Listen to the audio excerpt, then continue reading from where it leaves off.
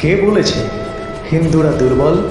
হিন্দু ঘুমন্ত, আসলে হিন্দু শান্ত, সন্ন্যাসের মতো হিন্দু শান্ত। ভগবান শ্রীকৃষ্ণ বলেছেন সর্বধর্মের লোকই আমার আত্মীয়। তাই তো আমরা সবাইকে বুকে জড়িয়ে আত্মীয় মনে করি। আর এই আত্মীয়র মধ্যে কিছু আত্মীয় আছে যারা আমাদেরই বুকে ছুরি মেরে আমাদেরই মা বোনের শাখা পলা খুলতে চায়, গলা থেকে তুলসীর মালা খুলতে চায়। হিন্দু শান্ত, তাই তারা বারবার পালিয়ে যায়। কিন্তু ভগবান এও বলেছেন যে পরিবর্তনই হলো সংসারের ধর্ম। তবে কি এখন কোনো পরিবর্তন হতে চলেছে? আজকে কি আমাদের কিছু পরিবর্তন করার প্রয়োজন হয়েছে? এখন প্রশ্ন হলো, কি পরিবর্তন? কিসের পরিবর্তন? এটা তো সময়ই বলে দেবে কি পরিবর্তন হতে চলেছে বা কিসের পরিবর্তন।